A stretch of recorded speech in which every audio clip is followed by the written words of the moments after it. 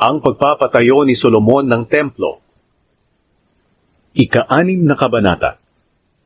Sinimulan ni Solomon ang pagpapatayo ng templo ng Panginoon ng 2 buwan, ang buwan ng Zib, sa 4 na taon ng paghahari niya sa Israel. 480 taon iyon ng paglaya ng mga Israelita sa Ehipto. Ang templo na ipinatayo ni Haring Solomon para sa Panginoon ay 70 talampakan ng haba, 30 talampakan ng luwang, at 45 talampakan ang taas. Ang luwang ng balkonahe ng templo ay 15 talampakan, at ang haba ay 30 talampakan, na katulad mismo ng luwang ng templo. Nagpagawa rin si Solomon ng mga bintana sa templo. Mas malaki ang sukat nito sa loob kaysa sa labas. Nagpagawa rin siya ng mga kwarto sa mga gilid at likod ng templo. Ang mga kwartong ito ay may 3 palapag at nakadugtong sa pader ng templo. Ang luwang ng unang palapag ay 7 kalahating talampakan. 9 na talampakan ang pangalawang palapag, at ang pangatlong palapag naman ay 10 kalahating talampakan. Ang pader ng templo ay unti-unting numinipis sa bawat palapag, upang maipatong ang mga kwarto sa pader nang hindi na kailangan ng mga biga. Nang ipinatayo ang templo, ang mga bato na ginamit ay tinabas na sa pinagpunan nito, kaya wala nang maririnig na pukpok ng martilyo, pait, o anumang gamit na bakat. Ang daanan papasok sa unang palapag ay nasa bandang timog ng templo. May mga hagdan papuntang pangalawa at pangatlong palapag. Nang nailagay na ang mga dingding ng templo, pinalagyan ito ni Solomon ng kisame na ang mga tabla ay sedro. At ang mga kwarto sa mga gilid at likod ng templo na ang taas ay 7 kalahating talampakan na nakakabit sa templo ay ginamitan din ng mga kahoy na sedro. Sinabi ng Panginoon kay Solomon, "Kung tutuparin mo ang aking mga tuntunin at mga utos, tutuparin ko rin sa pamamagitan mo ang ipinangako ko kay David na iyong ama. Maninirahan ako kasama ng mga Israelita sa templong ito na iyong ipinatayo, at hindi ko sila itatakwil." Natapos ni Solomon ang pagpapatayo ng templo. Ang mga ipinagawa sa loob ng templo.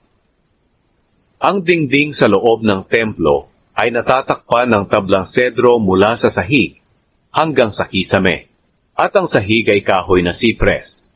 Nagpagawa si Solomon ng 2 kwarto sa loob ng templo sa pamamagitan ng paglalagay ng dibisyon mula sa sahig hanggang kisame.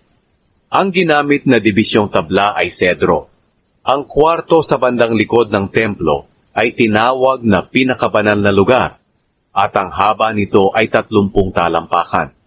Ang haba naman ng kwarto sa labas ng pinakabanal na lugar ay 60 talampakan. Ang buong dingding sa loob ng templo ay natatakpan ng tablang sedro, kaya hindi makita ang mga bato sa dingding. May mga inukit din ditong mga bulaklak at mga gumagapang na halaman. Inihanda ni Solomon ang pinakabanal na lugar sa loob ng templo para mailagay ang kahon ng kasunduan ng Panginoon. Ang kwartong ito ay kwadrado. Ang haba, luwang at taas ay pare-parehong 30 talampakan. Ang mga dingding at kisame nito ay pinatakpan ni Solomon ng purong ginto, at ganoon din ang altar na gawa sa kahoy ng sedro. Ang ibang bahagi ng loob ng templo ay pinatakpan din niya ng purong ginto. Nagpagawa siya ng gintong kadena at ipinatali niya ito ng pahalang sa daanan na papasok sa pinakabanal na lugar. Kaya natatakpan lahat ng ginto ang loob ng templo, pati na ang altar na nasa loob ng pinakabanal na lugar. Nagpalagay si Solomon sa loob ng pinakabanal na lugar ng 2 kerubin, na gawa sa kahoy na olibo, na ang bawat isa ay 15 talampakan ang taas. Ang 2 kerubing ito ay magkasing laki at magkasing hugis. Ang bawat isa ay may 2 pakpak, at bawat pakpak ay may habang 7 kalahating talampakan. Kaya ang haba mula sa dulo ng isang pakpak hanggang sa dulo ng isa pang pakpak ay 15 talampakan. Pinagtabi ito ni Solomon sa loob ng pinakabanal na lugar na nakalukob ang mga pakpak. Ang isa nilang pakpak ay nagpapang-abot at nakatutok sa gitna ng kwarto, at ang kabilang pakpak naman ay nakasayad sa dingding. Pinatakpan din ni Solomon ng ginto ang dalawang kerubin. Ang lahat ng dingding sa dalawang kwarto ng templo ay pinaukitan ni Solomon ng mga kerubin, mga palma, at mga bulaklak na nakabukadkad. Kahit ang sahig sa dalawang kwarto ay pinatakpan din niya ng ginto. Ang daanan papasok sa pinakabanal na lugar ay may dalawang pinto na gawa sa kahoy ng olibo at 5 ang gilid ng mga hamba nito. Ang mga pintong ito ay pinaukitan ni Solomon ng mga kerubin, mga palma, at mga namumukadkad na bulaklak at pinabalutan ng ginto. Ang daanan papasok sa templo ay pinagawan din ni Solomon ng parihabang mga hamba na gawa sa kahoy na olibo. May dobleng pinto din ito na gawa sa kahoy na sipres, at ang bawat isa nito ay may 2 hati na maaaring itiklop. Pinaukitan din ito ni Solomon ng mga kerubin, mga palma, at mga namumukadkad na bulaklak, at maayos na binalutan ng ginto. Ipinagawa rin niya ang loob ng bakuran ng templo.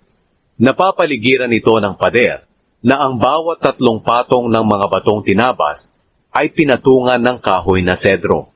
Inilagay ang pundasyon ng templo ng Panginoon ng 2 buwan, na siyang buwan ng Zib, noong 4 na taon ng paghahari ni Solomon. Natapos ang templo ng 8 buwan, na siyang buwan ng Bud, noong 11 taon ng paghahari ni Solomon. 7 taon ang pagpapatayo ng templo, at sinunod ang mga detalye nito ayon sa plano.